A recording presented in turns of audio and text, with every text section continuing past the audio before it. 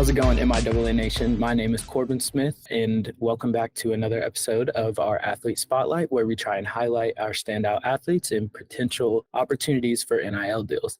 Today, we're joined by Central Oklahoma junior libero Jaedynn Evans. Evans has claimed 3 of the 6 MIAA Defensive Player of the Week awards this season.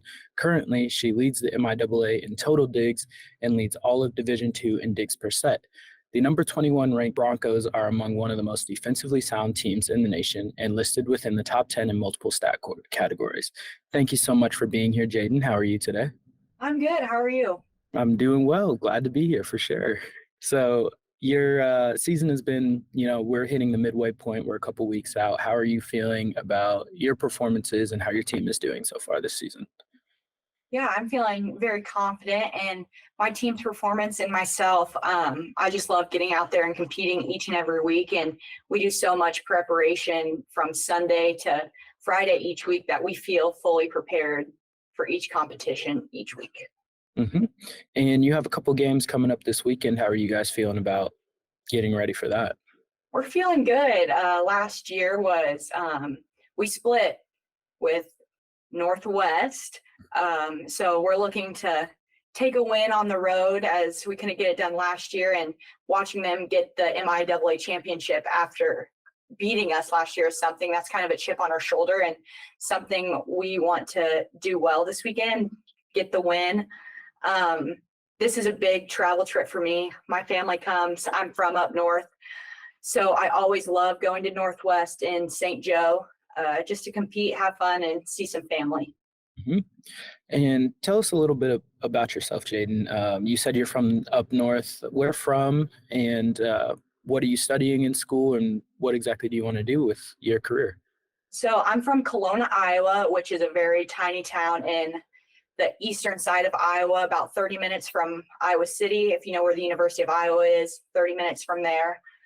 I am in my graduate studies, so I'm working on my MBA. I did my undergrad in physical education and health, and wrapped that up and decided maybe that's not exactly what I want to do. So just trying to get a feel for something else with my MBA and be able to do more stuff with it that way. I'm not 100% what I want to do yet, but we'll see what happens. Okay. And you transferred from the University of Iowa to Central Oklahoma after your freshman year. What prompted your departure, and what made you feel like Central Oklahoma was the right decision for you?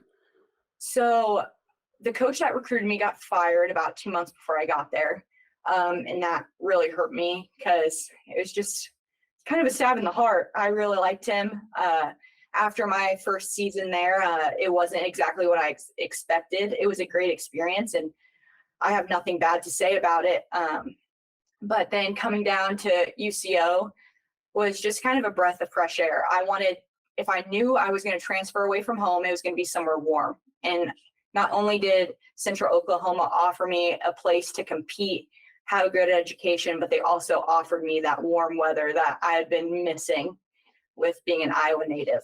And what has it been like to put up this kind of success so consistently in your career at UCO? Oh, goodness.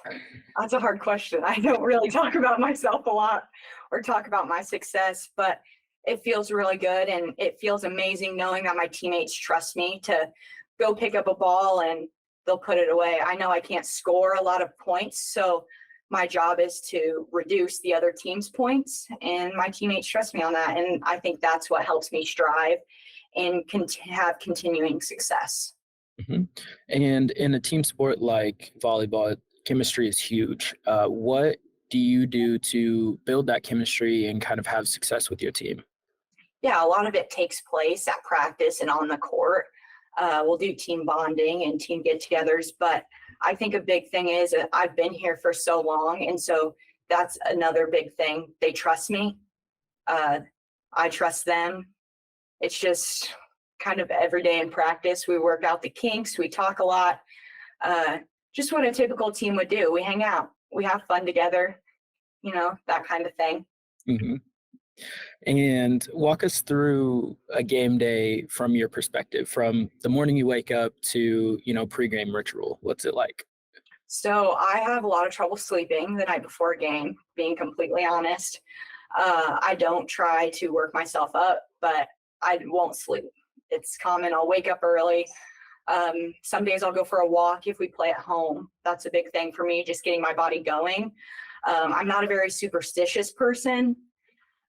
So doing the same thing over and over isn't something I do. I don't really have a pre-game ritual because of that.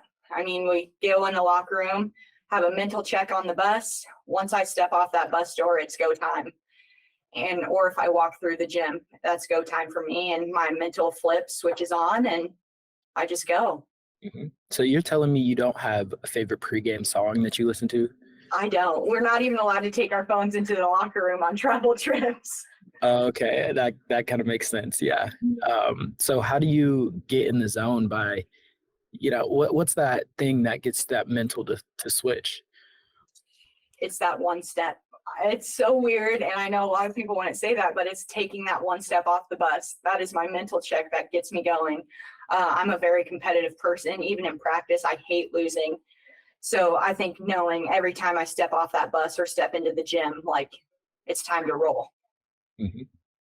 And you guys are still a couple weeks out from conference championships, but I'm sure you guys are making preparations, trying to clean stuff up, obviously. So what do you guys need to do, or what do you need to do personally to be prepared to bring home a trophy? Ooh. To bring home a trophy for us, it's really minimizing our errors. So a lot of the games we've lost was because of us and what we did. So that's what we kind of harp on in practice is how good can our serve receive be and how well can we keep the ball in if we're not trying to go for that big kill. Obviously, we do a lot of film, like I said earlier, starting Monday morning, if not Sunday right after. Yeah. Okay, so we're going to move into some quicker questions. These will be a little bit more fun, I hope, and they'll just be kind of random. Are you ready for that? I'm ready. All right. First question. What's your favorite spot in Edmond to hang out or eat? This is a tough one because I don't really eat out. I really like Wingstop. It's not Wingstop. It's in the rail yard. Oh, yeah. It's a wing place, though. They just have the best French fries. That's why I really like it.